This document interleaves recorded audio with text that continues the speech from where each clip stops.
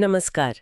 आज हम एक ऐसे विषय की तहों में उतर रहे हैं जो सदियों से, सच कहूं तो, जिज्ञासा जगाता रहा है। मानव ऊर्जा और उसका वो आध्यात्मिक पहलू। बिल्कुल। हमारे सामने मानव ऊर्जा और आध्यात्मिक रहस्य शीर्षक वाले लेख के कुछ हिस्से हैं और मुझे लगता है इनमें कई परतें हैं खोलने के लिए। हाँ, काफी गहरा विषय है ये। देखिए, हम में से कई लोग ये महसूस करते हैं कि इंसान सिर्फ हाड़ मांस का ढांचा नहीं है, कुछ और भी है, कोई अनदेखी शक्ति, कोई ऊर्जा। ये लेख इसी की बात करता है ना? हाँ, बिल्कुल, उसी अदृश्य शक्ति की। तो आज हमारी कोशिश ये समझने की होगी कि ये लेख इस ऊर्जा, जिसे प्राण शक्ति भी कहते हैं, के बारे में क्या बारीकियां बताता है, खासकर उन लोगों के लिए जो इन विषयों से थोड़ा वाकिफ हैं।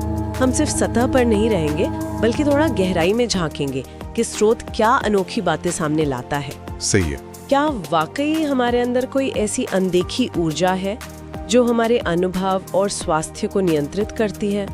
और अगर हाँ, तो हम इसे कैसे समझ सकते हैं? ये लेख क्या कहता है इस बारे में? चलिए शुरू करते हैं। लेख सबसे पहले प्राण की बात करता है। हम सबने सुना है योग में, ध्यान में, पर ये सिर्फ सांस लेना तो नहीं है ना, है ना? स्रोत इसे किस तरह देखता है? बिल्कुल नहीं। सांस लेना तो प्राण का एक बहुत छोटा, मतलब स्थूल रूप है। अच्छा। लेख के अनुसार भारतीय दर्शन में प्राण को जीवन का मूल आधार माना गया है। जीवन शक्ति ही। जीवन शक्ति। हाँ। ये सिर्फ हमारे शरीर तक सीमित नहीं है। स्रोत कहता है कि यह एक सर्वव्यापी कॉस्मिक ऊर्जा है। कॉस्मिक ऊर्जा मतलब पूरे ब्रह्मांड में। हाँ, जो पूरे ब्रह्मांड में फैली है और हर जीवित चीज, यहाँ तक कि कण कण में मौजूद है, ऐसा लेख का कहना है। सर्वव्यापी ऊर्जा, ये सुनने में बहुत बड़ा विचार लगता है। क्या स्रोत इसे किसी उदाहरण से या किसी तरह से और स्पष्ट करता है कि ये हमारे भीतर कैसे काम करती है? हाँ, करता है। स्रोत बताता है कि शरीर के भीतर इस एक महाप्राण को योग और उपनिषदों में 5 मुख्य कार्यों या वायुओं में बांटा गया है। 5 वायु। अच्छा। हाँ, ये जानना दिलचस्प है क्योंकि अक्सर हम प्राण को बस एक ही चीज समझ लेते हैं। सही बात है। लेकिन इनका जिक्र करता है।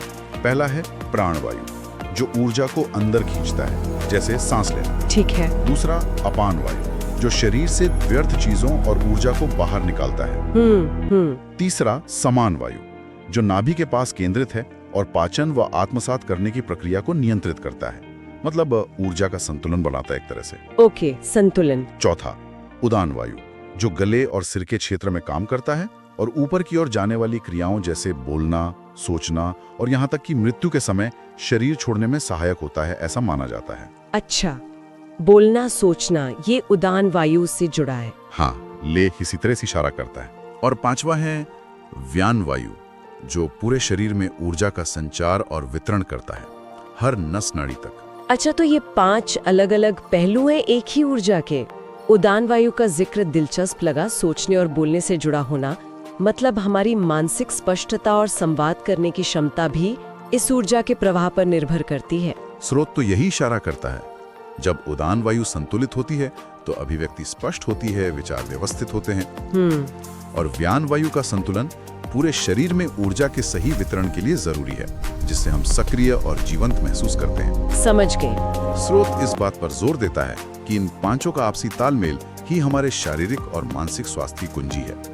ये सिर्फ अलग अलग हिस्से नहीं, बल्कि एक दूसरे पर निर्भर एक सिस्टम है। तो अगर ये प्राण ऊर्जा इन 5 तरीकों से पूरे शरीर में बह रही है, तो लेख आगे बताता है कि ये कुछ खास जगहों पर केंद्रित भी होती है, जिन्हें चक्र कहा गया है। हाँ, चक्र। इनके बारे में तो काफी सुना जाता है, खासकर आजकल। ये क्या है और स्रोत इनके बारे में क्या खास बताता है? हाँ, चक्रों का जिक्र बहुत आम है, लेकिन स्रोत इन्हें सिर्फ ऊर्जा केंद्र कहने से आगे जाता है। अच्छा, कैसी? वो इन्हें हमारी चेतना के अलग अलग स्तरों के प्रतीक या दरवाजे की तरह बताता है। चेतना के दरवाजे? वाह। हाँ, लेख के अनुसार ये रीढ़ की हड्डी के साथ स्थित 7 मुख्य ऊर्जा भंवर या घूमने वाले पहिए हैं। इन्हें आप शरीर के अदृश्य ट्रांसफॉर्मर या जंक्शन बॉक्स समझ सकते हैं। जंक्शन बॉक्स, ये एक अच्छा तरीका है समझने का। हाँ, जहाँ जीवन ऊर्जा यानी प्राण घनीभूत होती है, रूपांतरित होती है और फिर शरीर के विभिन्न अंगों और मानसिक अवस्थाओं में वितरित होती है। तो क्या हर चक्र का अपना एक खास काम है? बिल्कुल। स्रोत बताता है कि सबसे नीचे रीढ़ के आधार पर मूलाधार चक्र है। मूलाधार? हाँ, जो हमारी बुनियादी जरूरतें, सुरक्षा और जमीन से जुड़े होने की भावना को नियंत्रित करता है। सुरक्षा? इसके ऊपर स्वाधिष्ठान चक्र, जो हमारी रचनात्मकता, भावनाओं के प्रवाह और रिश्तों से जुड़ा है। भावनाएं और रचनात्मकता, ठीक है। फिर नाभि के पास मणिपुर चक्र, ये हमारी इच्छा शक्ति, आत्मविश्वास और व्यक्तिगत शक्ति का केंद्र है। अक्सर जब हम कहते हैं गट्स फीलिंग, शायद उसका संबंध यहीं से हो। हाँ, हो सकता है। गट्स फीलिंग, मणिपुर चक्र, दिलचस्प। और हृदय के पास अनाहत चक्र, जो प्रेम, करुणा, सहानुभूति और जुड़ाव का केंद्र है। प्रेम और करुणा, अनाहत। स्रोत इसे मन और शरीर, भौतिक और आध्यात्मिक दुनिया के बीच का पुल मानता है। अच्छा, एक पुल की तरह। हाँ। फिर गले में विशुद्धि चक्र, जो हमारी अभिव्यक्ति, सत्य बोलने और सुनने की क्षमता से जुड़ा है। विशुद्धि, अभिव्यक्ति। भौहों के बीच आज्ञा चक्र, जिसे तीसरी आंख भी कहते हैं। तीसरी आंख, हाँ सुना है। ये हमारे अंतर्ज्ञान, विवेक, कल्पना और मानसिक स्पष्टता का केंद्र है। अंतर्ज्ञान। और सबसे ऊपर सिर के शीर्ष पर सहस्रार चक्र, जिसे 1000 पंखुड़ियों वाला कमल कहते हैं। सहस्रार, ये हमारी आध्यात्मिक समझ और ब्रह्मांडीय चेतना से जुड़ाव का प्रतीक है, ऐसा लेख कहता है। ये तो काफी विस्तृत जानकारी है, लेकिन लेख सिर्फ इनके नाम और काम गिनाने से आगे क्या कहता है? क्या इनके संतुलन या असंतुलन के बारे में कुछ खास बात है? हाँ, यहीं पर स्रोत ज्यादा गहराई में जाता है। वो सिर्फ संतुलन के फायदे नहीं गिनाता, बल्कि बताता है कि ये चक्र एक दूसरे पर कितने निर्भर हैं। अच्छा, इंटरकनेक्टेड है मतलब? बिल्कुल। मिसाल के तौर पर लेख इशारा करता है कि अगर किसी का मूलाधार चक्र, यानी वो सुरक्षा की भावना वाला, असंतुलित है, हाँ, तो उसके लिए अनाहत चक्र, यानी प्रेम और विश्वास वाला, को पूरी तरह खोलना बहुत मुश्किल हो सकता है। ओह, क्यों? क्योंकि डर और असुरक्षा प्रेम के प्रवाह को रोक देते हैं, है ना? हाँ, बात तो सही है। डर होगा तो विश्वास कैसे होगा? बिल्कुल। इसी तरह अगर मणिपुर चक्र, यानी आत्मविश्वास वाला, कमजोर है, तो विशुद्धि चक्र, अभिव्यक्ति वाला, प्रभावित हो सकता है। कैसे? मतलब व्यक्ति के पास विचार तो होंगे, पर उन्हें जाहिर करने की हिम्मत शायद ना हो। समझ गई। तो ये सिर्फ अलग-अलग केंद्र नहीं, बल्कि एक जुड़ा हुआ गतिशील सिस्टम है। हाँ बिल्कुल, एक इंटरकनेक्टेड नेटवर्क। ये समझना जरूरी है कि ये सब आपस में जुड़े हैं। तो अगर ये ऊर्जा और चक्र इतने महत्वपूर्ण है, तो इन्हें महसूस कैसे किया जाए? ये सब सुनने में तो ठीक है, पर अनुभव कैसे हो? लेख में ध्यान का जिक्र है, क्या यही मुख्य तरीका है? स्रोत ध्यान को इस आंतरिक ऊर्जा प्रणाली को समझने और अनुभव करने का सबसे सीधा और प्रभावी तरीका बताता है। ध्यान, मेडिटेशन? हाँ, लेकिन यहाँ भी एक बारीकी है। लेख के अनुसार ध्यान सिर्फ आंख बंद करके शांत बैठना या विचारों को रोकना नहीं है। अच्छा, तो फिर क्या है? बल्कि यह है अपनी चेतना को बाहरी दुनिया से हटाकर जानबूझकर अपनी आंतरिक ऊर्जा, अपने प्राण और अपने चक्रों की ओर मोड़ने की प्रक्रिया है। अपनी चेतना को अंदर मोड़ना? हाँ, एक तरह से अपनी आंतरिक दुनिया का अन्वेषण है, एक्सप्लोरेशन। सक्रिय रूप से जुड़ना, मतलब सिर्फ महसूस करना नहीं, बल्कि उसके साथ काम करना। हाँ बिल्कुल। स्रोत बताता है कि ध्यान के दौरान हम इन ऊर्जाओं के प्रवाह को महसूस कर सकते हैं, रुकावटों को पहचान सकते हैं और धीरे धीरे उन्हें खोलने का प्रयास कर सकते हैं। जैसे कोई उदाहरण? जैसे ध्यान में किसी खास चक्र पर ध्यान केंद्रित करना या प्राण के प्रवाह को शरीर में महसूस करना। इससे न सिर्फ शांति और संतोष मिलता है, बल्कि लेख के अनुसार इससे आत्मिक शक्ति और अंतर्ज्ञान भी बढ़ता है। अंतर्ज्ञान भी? हाँ, ये अपनी ऊर्जा के साथ एक संवाद स्थापित करने जैसा है। संवाद, ये शब्द अच्छा लगा। ऊर्जा से संवाद।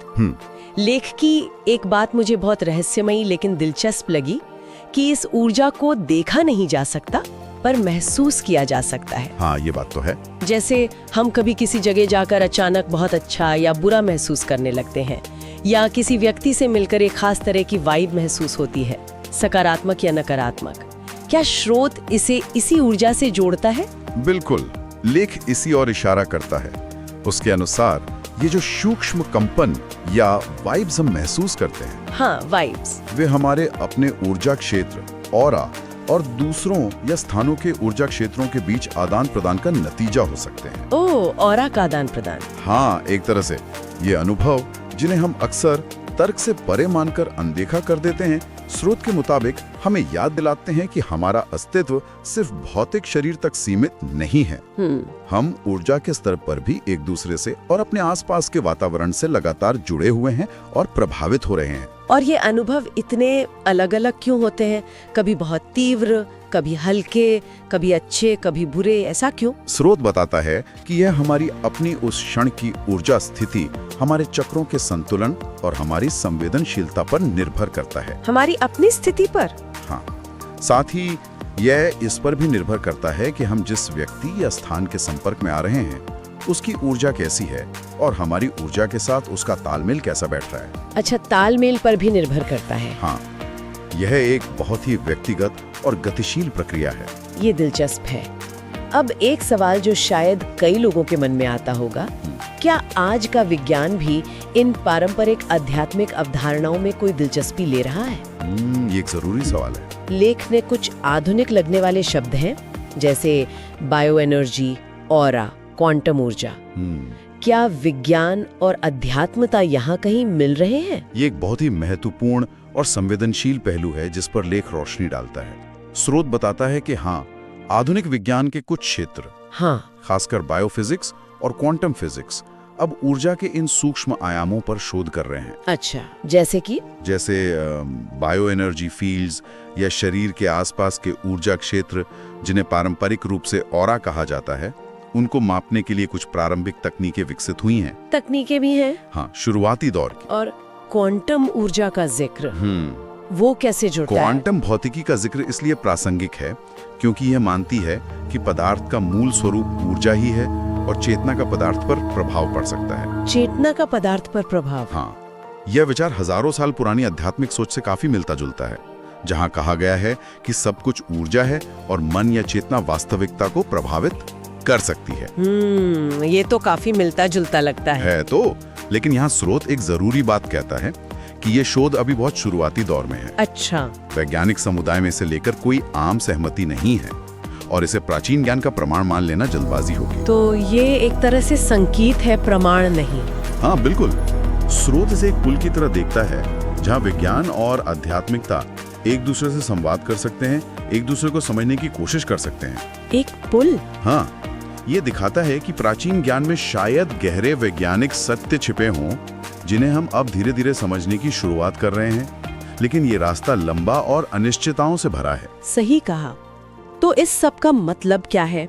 लेख के अनुसार इस मानव ऊर्जा का, इस प्राण शक्ति का, इन चक्रों के संतुलन का अंतिम उद्देश्य क्या है? क्या ये सिर्फ व्यक्तिगत शांति, खुशी या बेहतर स्वास्थ्य पाने का एक तरीका है?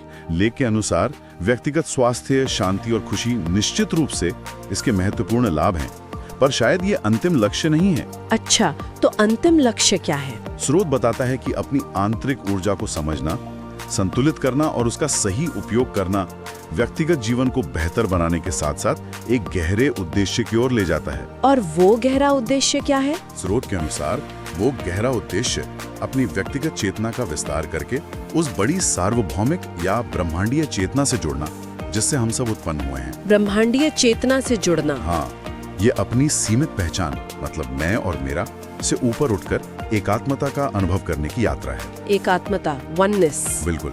लेख कहता है कि जब कोई व्यक्ति अपनी ऊर्जा का सकारात्मक और रचनात्मक उपयोग करना सीखता है तो वो न केवल स्वयं आंतरिक रूप से पूर्ण और संतुष्ट महसूस करता है, बल्कि वो अनजाने में ही अपने आसपास के समाज और प्रकृति में भी संतुलन और सामंजस्य लाने में मदद करता है। मतलब ये व्यक्तिगत विकास से आगे बढ़कर सामूहिक चेतना के विकास से जुड़ा है। हाँ, स्रोत इसी बड़ी तस्वीर की ओर इशारा करता है। ये सिर्फ अपने लिए नहीं बल्कि सबके लिए है। सबके लिए? हाँ, ये समझना कि हम सब ऊर्जा के स्तर पर जुड़े हुए हैं और एक व्यक्ति का सकारात्मक ऊर्जावान होना पूरे समूह को ऊपर उठा सकता है। ये बहुत गहरी बात है। तो कुल मिलाकर, जैसा कि लेख भी संकेत देता है, मानव ऊर्जा अभी भी काफी हद तक एक रहस्य है। हाँ बिल्कुल। न विज्ञान इसे पूरी तरह से पकड़ पाया है, न ही अलग अलग आध्यात्मिक परंपराएं इसे एक ही तरह से परिभाषित करती हैं। ये शायद परिभाषाओं से परे अनुभव का विषय ज्यादा है। बिल्कुल सही कहा। स्रोत भी यही निष्कर्ष निकालता है। अच्छा। लेकिन वो हमें निराश नहीं छोड़ता। अच्छा। वो बताता है कि भले ही हम इसे पूरी तरह समझ न पाएं, लेकिन ध्यान, योग के आसन, प्राणायाम मतलब श्वास नियंत्रण की तकनीक, हाँ प्राणायाम, और आत्मचिंतन यानी अपने भीतर झांकने की प्रक्रिया, हाँ, जैसे अभ्यासों के माध्यम से हम इसके अनुभव के दरवाजे पर दस्तक दे सकते हैं। दस्तक दे सकते हैं। हम इसे महसूस कर सकते हैं, इसके साथ काम कर सकते हैं और अपने जीवन को बेहतर बना सकते हैं। और शायद यही अनुभव हमें धीरे धीरे सिखाता है कि मनुष्य सिर्फ ये भौतिक शरीर नहीं, बल्कि जैसा कि स्रोत कहता है, एक अद्भुत, शक्तिशाली और दिव्य ऊर्जा का केंद्र है। हाँ, और ये एहसास कि हम सिर्फ अकेले व्यक्ति नहीं, बल्कि एक विशाल ऊर्जा महासागर की लहरें हैं जो एक दूसरे से गहराई से जुड़ी हैं, ये अपने आप में बहुत सशक्त और शांति देने वाला विचार हो सकता है। बिल्कुल, ये सोचने पर मजबूर करता है कि हमारी सीमाएं शायद उतनी वास्तविक नहीं है जितनी हम मानते हैं। सही कहा। और यहीं पर मैं एक विचार छोड़ना चाहूंगा जो इस लेख की भावना से मेल खाता है। जरूर। जरा सोचिए, स्रोत बताता है कि हम सबके भीतर ये अद्भुत ऊर्जा और क्षमता मौजूद है। हाँ। अगर हर व्यक्ति, सिर्फ कुछ लोग नहीं, बल्कि हर व्यक्ति अपनी इस आंतरिक ऊर्जा की शक्ति को थोड़ा सा भी पहचाने, उसे समझे और उसका नकारात्मकता या विनाश के बजाय सकारात्मक और रचनात्मक रूप से उपयोग करना शुरू कर दे। सकारात्मक रूप से? हाँ, अपनी भलाई के लिए, दूसरों की भलाई के लिए, तो हमारी व्यक्तिगत और सामूहिक चेतना पर, हमारे समाज पर और इस पूरी धरती के भविष्य पर इसका कैसा और कितना गहरा असर पड़ सकता है। ये वाकई एक सोचने वाली बात है। हाँ, ये एक प्रश्न है जिस पर हम सभी मनन कर सकते हैं।